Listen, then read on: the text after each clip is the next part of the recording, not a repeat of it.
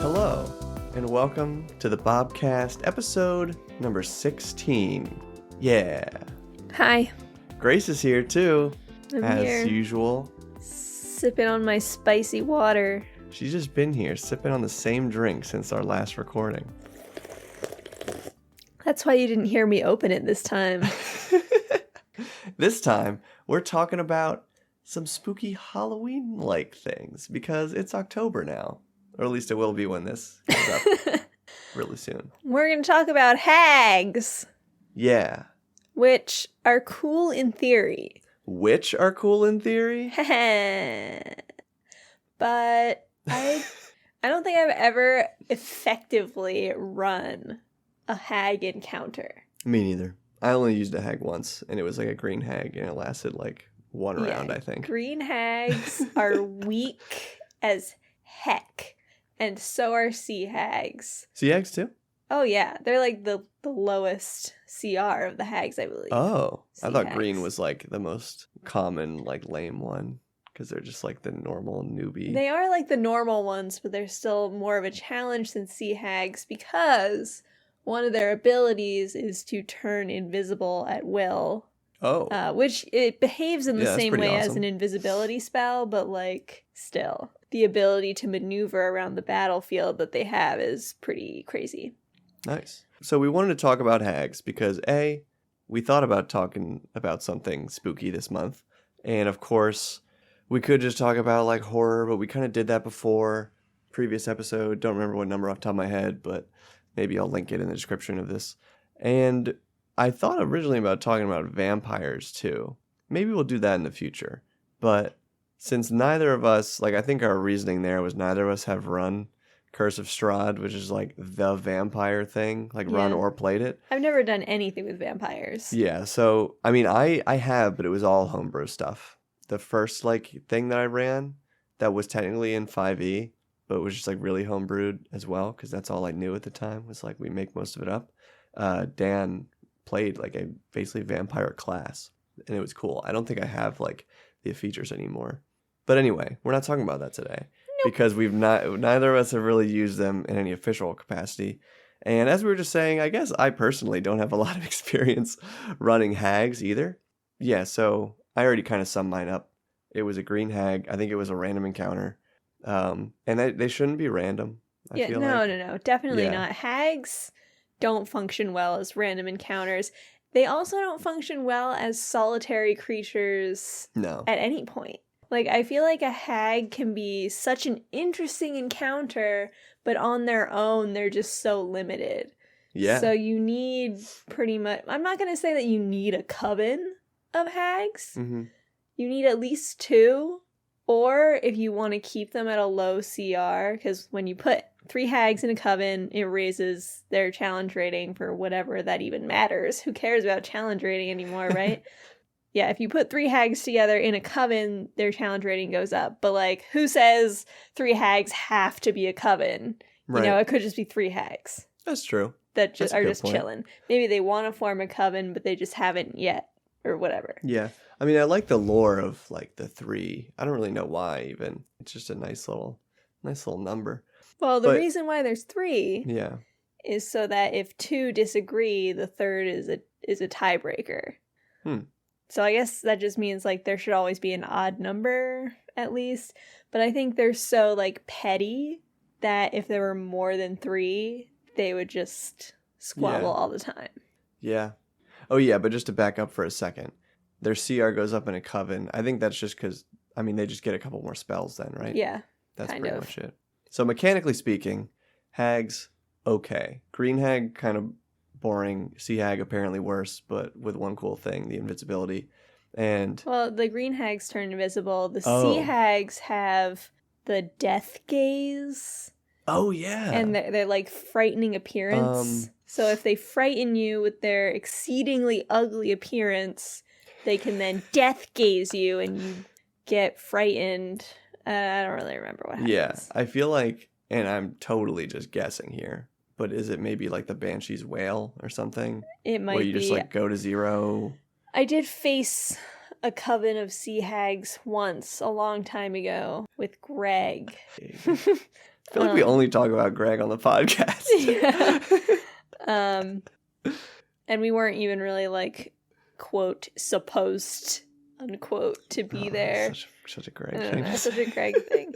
But yeah, I think it was like a pretty difficult, partially because we were dumb as all hell. Just in general. What, like, just the party didn't work well together?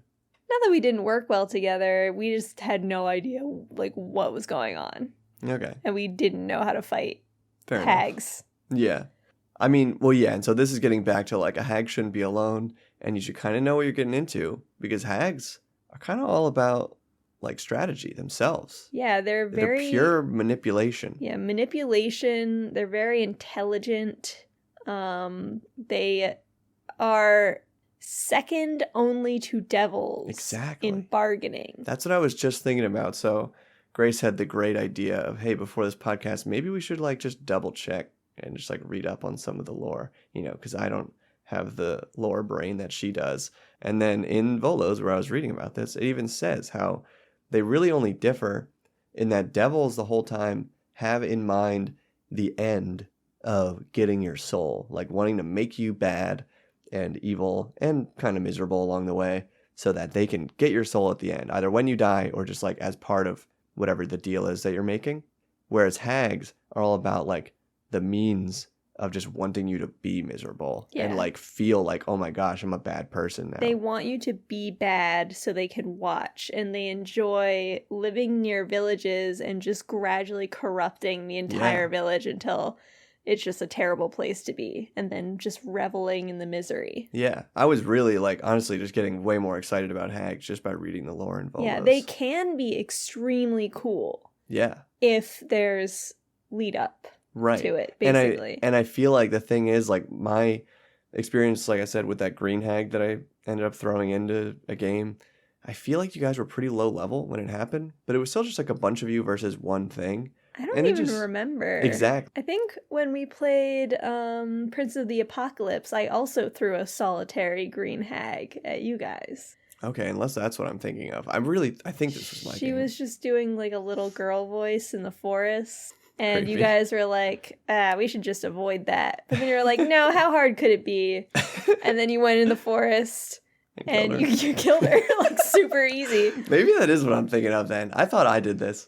But yeah, I mean, the point is they should be more powerful. And like if they're not, like even if you want to use a green hag, it's okay. It's a low level party. So if they approach her, don't want her to be able to like kill them outright. I feel like she should need to have, and it makes sense for a hag to have some companions, like either some people that have just are like under her control, not like mind control or anything, just like from deals that they're in or something, or even just some beasts. Like it could be almost anything really. Yeah, I think there is like a whole section in Bolos about hag minions. Yeah, so there was a section about like mounts, which I thought was like kind of a goofy way to do this, where it said like she could literally have just a humanoid mount as a person who I don't know, I didn't really like go into depth there, but I was like, that would be a funny thing to have if I end up creating a more long-term hag character in some campaign.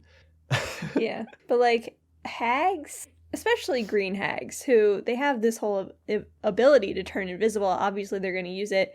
They are intelligent enough and care about their own lives enough to run away. Yeah. There's no reason that I don't know, unless they were in the middle of like a really important ritual, they would flee. They don't get so attached to a certain location that they would defend it to the death. No. Yeah, I mean, another thing about them is that they're just supposed to be incredibly selfish and like self-centered. Yeah. So they would want to keep themselves alive and not care about anything else, so even a home or whatever. If a hag is in a coven, and one hag thinks, hey, if I leave these other two behind, I can get away with my own life, and also all the cool lore that we discovered together. Bye, suckers. She would do it. She would. Yeah. Even in the covens, it's like it was more about just like communicating with each other about how they can screw with other people, but they don't really need each other. It's just convenient sometimes. Yeah. Which makes sense because that actually ties in really well with in this recent video that I just was working on, how I was defining chaotic as just basically doing things purely on their convenience to you at the time. And I feel like that kind of goes with a hag too. So they have this goal. They do have a code in that way, I guess. Of I wouldn't really call it a code. It's just like something they loved. It's more of a that's hobby. true. It's really just the desire. It's a not hobby. a code. Yeah, because a code would be like, I can only corrupt people by doing these things. That would be And what a that's not devil how would it do. is. Yeah. Ah, interesting. Well, and that's why they're lawful evil instead of chaotic, I guess. But anyway, so far we've only talked about green and sea hags. The worst two hags. The worst two hags. There are Which one? There's 5. 3 other types of hags. 5 total. So what's your favorite? Let's just jump right to that. My favorite is probably the anise hag. Yeah. I think they are the most evil because they prefer to target children. Okay. Yeah. And also they can hug you to death. Yeah. Okay. That's so I actually literally one of their attacks. I did actually read part of that stat block because that just came back to me. Yeah. When I was reading about the anise hag, it really just made me think like this is. I feel like what a green hag should have been. Yeah. Like not necessarily all like big and huge or whatever, because they're supposed to be very physically imposing. And I like how traditional folklore of hags is that they should look kind of feeble and still like creepy and disgusting or whatever, but not necessarily the anise hag intimidating. will disguise herself as a kindly, feeble woman. Okay, I must have missed that bit. She can't do it basically like at will like a green hag can, but they have like a special disguise self spell that they can use to make themselves look smaller. Okay. Well, there you go. So yeah, I mean, I liked that. And I also was thinking about how, like, yeah, D&D, as much as it sometimes tries to be, is not like a family-friendly game when it has this section of books saying how it'll, like, eat children. Yeah, that's how they give birth. Yeah. They eat a child and then give birth to it again. Right. And then it grows up to look exactly like them, like a clone. Yeah, I don't know if the Annis hag part specifically mentioned that or if that was all somewhere hags else. do that. But yeah, I know that is part of the lore too. Yeah. Also, there is no like specifically only X hag does X because hags can change their form. Yeah, I mean that was a time. little subsection in here about how like in some cases they can do that. I don't know. Listener, I wouldn't worry about like changing your hag's form over time. I guess that could be a cool way to keep one villain around in new ways and like level up with the party. I saw in Volo's Guide again, we were referencing this heavily because it's just a really good resource for hags and most monsters. And it's just one of the best books. Yes. There is a table for hag motivations, and one of them was I will spend a century or something in each kind of hag, and in the end I will become something greater. So I thought that's actually like a really cool... It is a really cool like driving plot. Big bad idea. A hag who has been every kind of hag and is extremely old and is just like super freaking powerful. Yeah. Like Archfey, just basically. Level up to they new would become god of hags. I don't know. Hags hate gods, Lord. but... Yeah, I was reading that too because it said that quote unquote grandmother hags are similar in power level to Archfey. Yeah. And I thought it was neat how, I guess we talked about this in our Fae podcast too, how while there are hags in the Feywild, and they're technically Fae creatures except night hags who kind of were Fae but are now fiends, how both courts of the Fae... They hate hags. Yeah, because hags love being ugly.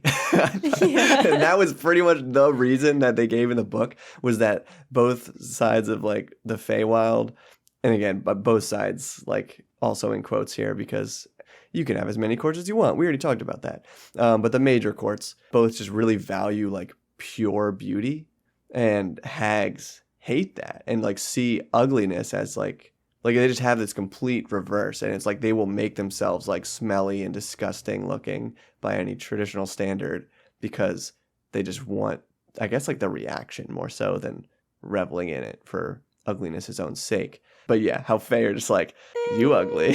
Well, they do like greatly respect hags for their wealth of knowledge, but at the same time are like, just don't come be around me. Okay? Yeah, like they'll copy your homework, but you're not invited to their birthday party. Yeah, exactly. Yeah, reading about the hags and stuff almost made me not like the night hag too much, because then it's like kind of just crossing the line. Like, Like, why wouldn't you just use a devil at that Yeah, point? the night hag is kind of like a weird combination between succubus and I. Are succubi devils or They are demons? fiends. Oh, They could be either, I think. I've used yeah. them as Well, either. that's a great point because they're also just about corruption. Yeah. Well, and they can basically do the same thing as a succubus where they come to your dreams at night and Oh, try to make you yeah. evil. Yeah. And then they take your soul to hell. So it's like It's almost like a lot of these creatures were based on the same traditional folklore ideas from the it's real world. almost as if. Wow. Yeah. I mean, and in a way, that's why I think reading about the hags, I just found it really inspiring because I don't know. I like read a bunch of, I wish I could remember like what they were. And here I go prefacing too much before I say the thing. But as a kid, in my school library, which was very little, myself and my friend Dan, who I mentioned earlier, went to the same school as kids, we would like read all these books of like folklore from around the world. It'd be like folklore of Egypt, folklore of, I don't know, Scandinavia, like what, just different regions of the world. And just talking about different creatures and stories and stuff.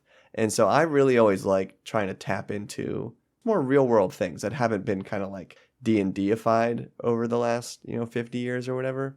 So hags are really cool to me in that way. And it definitely inspired me to use one, like in this upcoming campaign idea that I have. Not really, I shouldn't even say a campaign idea, just my next campaign.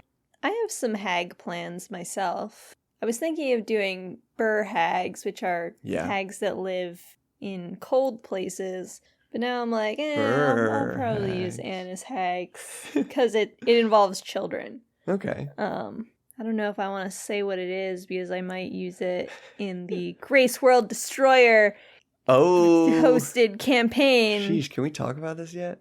Probably. It's probably already started by the time this... Oh, yeah.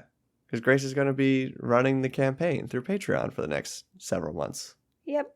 Maybe info about that down below. Oh, yeah. But I guess to bring up Dan one more time, probably the coolest hags I encountered were actually in his original campaign, the first campaign I played in of D&D. What, you didn't like my insane homebrew cave hags with They were- Earthglide? They were really cool, but as a player, I hated them because they were very powerful. I experiment too much with different kinds of movement for my creatures. I mean, and not even the move, just finding really good ways, like as any DM should. It just like, maybe I do like DMing more than playing, because when I have a DM like you who will truly challenge us and like you hated to be challenged. exploit our weaknesses, yeah, I find it incredibly aggravating. but Dan used hags two ways. The first was actually probably as an NPC, more so than any kind of monster, really. And I've definitely talked about this with you. I don't know if I mentioned it on the podcast. Oh, yeah, I know where you're going with this. Yeah, so there was this basically merchant NPC hag who rode a small carriage trailed either by nothing, like it was just floating, kind of like rolling, whatever, or I think one time there might have been like undead horses leading it. And in the back of this carriage, her wares, which was body parts of all different animals, and they all had like magical properties. And so my run-in with her, my meaningful run-in with her, because we met her very early on, but everything was like super expensive. Later on in the game, like, we just got showered with gold. So I was able to buy a set of legs from a tiger, and she put them on me. I don't think we like talked about how that worked whatsoever, because part of it involved because I could like almost afford them, so I sold her my legs to get the tiger legs. Yeah, and I really, really want to eventually like turn that into some kind of document and put it up on Patreon, because that was like just one of the coolest NPCs I've ever interacted with. But the second thing was that very early on in the game, we were definitely like first tier. There was a coven of hags. Well, okay, things started out with children in the town going missing, and this was this tiny village that we ended up becoming very invested in after this. But one night we like see a child, in the street in the fog outside this tavern, and they start like walking out of town into the forest, and we follow them, and we have to like fight some giant spiders on the way, of course. And then eventually I think we got split up, in the woods. Like we kind of lost each other. But we ended up, some of us first and others came later, at this glade in the woods. It was more of like a huge opening, like this big field. That was a small tower with like a fence around it. And there were all these kids just like working out in the field and stuff. So we found out that all these kids were being basically just like mind controlled, charmed, whatever, by these hags. And we fought all 3 of them right here at the tower. And it was this crazy battle. Oh yeah, because we didn't do it right away. I think we might have fought one of them and had to get out of there. And then we came back to fight the other 3 after enlisting what we called all the dads from the town. Because it was just like all able-bodied men, which I guess for some, like, part of it was just convincing, of course, all the fathers of these kids to come. So yeah, it was just this big joke that it was like a militia of dads. And I remember one of them was named Flannel. Nice. Because Dan was the best with names. Perfect dad name. Yeah. And we beat him. But a bunch of the dads died. So. Did Flannel die? I don't remember. Probably not. Flannel lives on in our hearts. Yeah, for sure. Cool. No kids were harmed. Yeah. Like a lot of things in that campaign, very goofy. And there was none of the stuff that we were just talking about with like trying to corrupt us or anything. I don't think we interacted with the hags much at all. It was just this like creepy plot that they had going on. Yeah. But it was all pretty PG besides the dads dying. Speaking of creepy plot, I ran the Price of Beauty from Candlekeep Mysteries. Yeah. As a 2-shot because it went long. But yeah, that was just like really fun, just basically using these hags and their very obvious like fake personalities to kind of throw my players off center because they knew something was off, but they couldn't decide which one was the hag. Of course, the answer is... Oh, okay, yeah. All 3 of them were hags. Yeah. But I just... Doing all the different voices and, like, behaviors was so fun. Like, the one of them, the kind of leader, I did just a very aggressive customer service voice. You want to give us a little sample? Just for the folks at home. If you're unhappy with your accommodations, I'm sure we can find a way to fix that for you. I'm cringing. Yeah. So imagine an NPC who just talks like that all the time. And no. Yeah. And then the other one who is like pretending to be blind. Oh my gosh. They totally bought that she was blind. Yeah. But she was just like, so the druid like snuck into the kitchen where she was working as a mouse. And this fake blind hag disguised as a wood elf has this giant dog who like is her quote seeing eye dog, even though she doesn't really need one because she's not blind. Yeah. So she's like climbing up this shelf as a rat, and the blind hag is like, "Is there vermin in my kitchen? Get her, Morty!"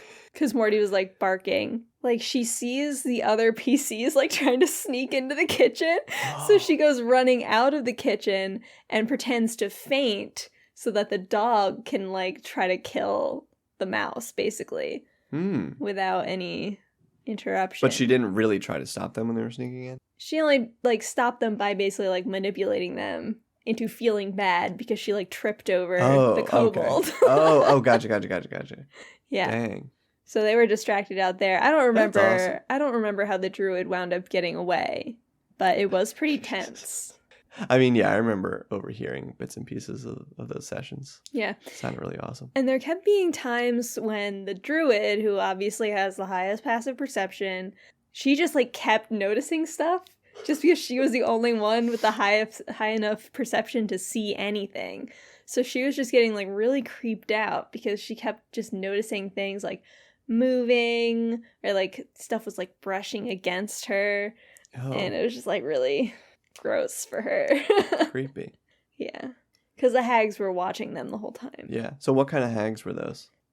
If it matters. I think they were all green hags. Oh. Yeah, because they were using the false appearance thing to appear as Got elves, basically. Yeah. I feel like I like the green hag, but if I'm gonna ever use it, I would definitely like kind of transpose some of the Annis hag abilities and features onto it. Yeah, I think that's a good combo. Because I kind of hate how also the green hag, who only has her claws, doesn't have a weapon. I feel like she should have a dagger or something. Yeah. Or better spells. Something. Like, she really can't defend herself very well. Yeah. Like I said, yeah, or even a companion, or just like literally like flying broom. Just way to get out of there. Bolo's guide recommends that they have 1 or 2 weird objects that they can use to cast like special spells or something. I don't know. That's one of those reasons why you can't really run it effectively as a random encounter. It's something that you need to plan for. Yeah. And another thing that Volo's expanded on too, which makes sense for it not being like random just in the middle of nowhere, is that they can have cool like layer and regional effects too. Yeah, if they're super powerful. Sure. Anyway, which I feel like any hags in a coven create enough of a powerful magic that they should have regional effects. Yeah, definitely in a coven, but I just feel like at this point, if I'm going to use a hag again, like they're going to be pretty powerful. Yeah. Like I'm not just going to have some little throwaway hag, because they shouldn't be. Like the whole point is that they're kind of like these very old, very intelligent, manipulative things. So like if they don't have power, like what have they been doing this whole time? Yeah. I don't know if this is actually confirmed hag, but Matt Mercer had Isharnai, the Prism Sage. Yeah, that had to be a hag. Yeah. It was all the hag tendencies. Yeah, she definitely did. And I guess she kind of looked like the way he described her as an Annis hag. Yeah. But, just no one ever actually said it was a hag. She could have been something completely different. Yeah. Well, and that's part of like his good storytelling too. It's like a nice trait is to not just say what the monster is and just describe it. And actually, Isharnai is a good example of how like hags can reach beyond the limits of normal magic in D&D. Because, I don't know, like, spoiler alert, if you haven't seen Campaign 2 episode, I have no idea. I don't know. She is able to transform one member of the party into a different race, basically, without, having to use the or maybe she did use the reincarnate spell. I don't know. But whatever she did, she made it so that it could not be undone. Yeah.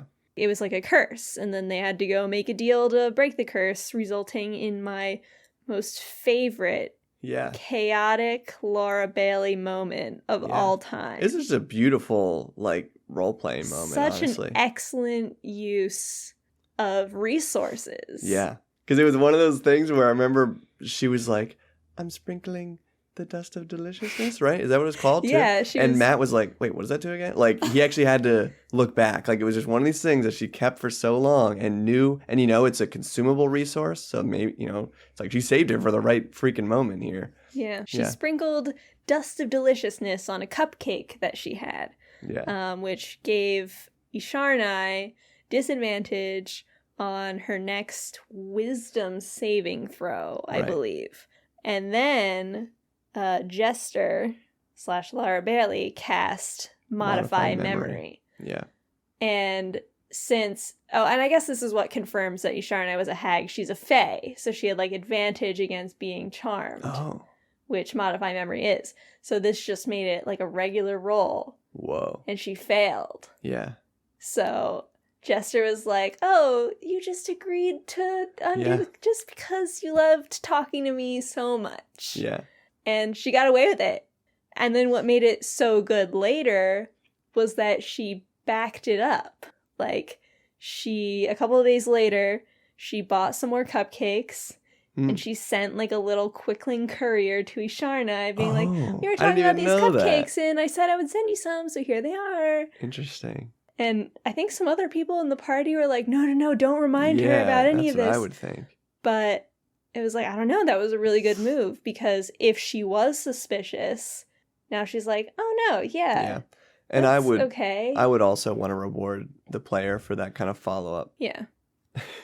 And just to add another layer of like the hag creepiness here, I remember the I think the hag had agreed to do it, but Jester was just going to have to literally give her hands. Yeah. And that's what it was. And she was like, I want to use my hands to eat this cupcake. Yeah. Like, will you have it with me? Because she was offering up like her artistic talent. That's what it was. And yeah. Charnay was like, It was, okay, like, I will literally your literally hands. take your hands. Yeah. Then. Such a good part of campaign 2. Good hag encounter. Yeah. So what, we talked about green hags and anise hags a lot. Is there anything, and we talked about night hags. Yeah, basically all I'm thinking is like, how can we round this out by saying if there's any tweaks we may or may not give to Burr and or sea hags? Here's what I would do to Burr hags. They have an ability called Maddening Feast, where they eat a dead creature. They yeet a dead creature? They yeet. That's the only change. Just bitch empty. No, they eat a dead creature. I would change that to they eat a creature with 0 hit points. Oh, yeah, it has to be dead? Potentially, which is impossible. Like, who dies, right? Yeah. No one dies in 5th edition. Yeah. What the hell? They should have 0 hit points. They can be eaten alive. And that is why it screws you up so much. Because you just watched your companion be eaten alive. And that's what makes them freaking scary then. Yeah. Because, you know, if you just go down, which is, again, in 5e, usually not risky at all, it's like, crap, this thing. I mean, honestly, and that's something you should seed with rumors as well. Like, oh my gosh, yeah, there's this creepy lady who lives out there in the tundra, and we heard that, like, she'll just freaking eat you. Like, honestly, I think the rumor would just be eat you alive, just so players are really cautious, because that would suck, but it'd also be freaking epic. Yeah. Also, she has a slam attack. I would give her a bite attack too. Like, she should be actively trying to eat you. Looks like she should have a claw attack. I'm just looking at the art right now. Yeah, she's got these Got wicked. huge I think that's more fingies. for like climbing ice. Oh, that makes sense. That's actually a cool thing you could add for all hags. Oh, Spider she could climb. Yeah. Just climbing the walls. Yeah, That's ugh. creepy as fuck. Creepy as frick. Yeah, and if I were to, again, going back to like green and anise hag, I'd put them right in a swamp too, and let them like Oh yeah, green hags be love in the swamps. water sometimes. Anise hags are mountains and hills, typically. That's true. That's true. Mountain hag is neat too. But yeah, I really liked the Burr hag, and I was kind of looking out for places to put it in Icewind Dale, and even in my homebrew campaign, which was had a lot of tundra, But yeah, I think the thing is, I had already kind of come to that point of like wanting to back it up. Like, it can't just be like a one-off thing. And at this point, both those campaigns were kind of like too far along. So yeah, but in the future, I would totally use a Burr hag, pretty much just for that ability. And then what's the other one? Sea hag. So what's so wrong with the sea hag? Let's just They just see. they have low AC, low HP. Yeah, only challenge rating 2. And actually, just let me see. They Green have hag. 52 hit points. Oh, yeah, green hag challenge rating That's 3. not bad, but their AC is only 14. Okay, yeah, wait, here's the death glare. Yeah, targets one frightened. Okay, the creature's already frightened. And then if it can see the hag, it must succeed on a wisdom save or drop to 0. Yeah, so that's so like first, the they like already the Banshee, but worse. They already have to be frightened. Yeah. The DC to save is so low. 11. And then they have to be death glared and make that save, which is also super low. Yeah. So I it's basically think, like, this will never happen. Yeah, or I would say that like this is a okay introductory, like honestly even level 1, I guess, or 2. It is challenge rating 2, so maybe they nailed it with this challenge rating. It can drop a player, again a low wisdom player, and especially if you're level 1 or 2, you can be like, holy crap, this thing is terrifying. But then once you're like level 3, you can probably, like a party can probably kill this thing really easily and avoid that effect. And you'll have to save against their horrific appearance once Yeah. to be immune. And I don't know if you just said this, but yeah, the only attack they have is claw. Yeah. And it's pretty good. It's like basically a great sword. But yeah, just one claw attack. I don't know, pretty lame. I would combine that with some kind of not harpy. Like, are there are no sirens in D&D, are there? There's like a text about sirens in Mythic Odyssey of Theros. Okay. But they're just harpies, pretty much. Okay. But less gross looking. Yeah. Yeah. Like, sea hags don't even have spellcasting. Let them have spells. Wait, what? I didn't even notice that. Yeah, look, they don't have spellcasting. What the? How are you even a hag? Get out of here. Give them spells. There are so many water-based spells that they could use. Yeah. Even Wow. like plant growth, but flavor it like seaweed Well, coming maybe- off her body. or Yeah, so something. maybe some improved sea hag is the final form of that, like, hag shapeshifter. The ultimate hag is Yeah. just a souped-up sea hag. I Yeah, don't a think sea hag so. that's everything it should be. No. You don't think so? No, I think it can be way cooler than that. Yeah, you're probably right. But I think that's a good step. Mm. Well, that's what I got.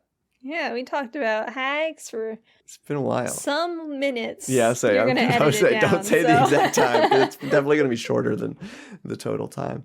But We've been talking about this for 3 days. yep, and you're going to keep talking for another month sipping that same drink. Yep. Why don't you give the audience one final sip? Sorry for everyone else who is creeped out by ASMR as much as I am. But this is Grace's dream. I want to let Squeaks lick the mic. Ugh. Bob won't let me. Yeah, if we find out that these mics are as glitchy as I'm afraid they might be, then one can just become Squeaks' mic. And that'll be the Grace World Destroyer channel content. It's just like ASMR that we don't even know if it's good because we don't have an ASMR audience. No ASMR is good. I mean, it's a lot of people like it. I don't like it, but a lot of people like it. I think people just don't know what ASMR actually is. All right, final form hag, ASMR hag. Ugh. And it corrupts you into liking ASMR, so Oh, you no. hate yourself. And then it takes your soul to hell Yeah.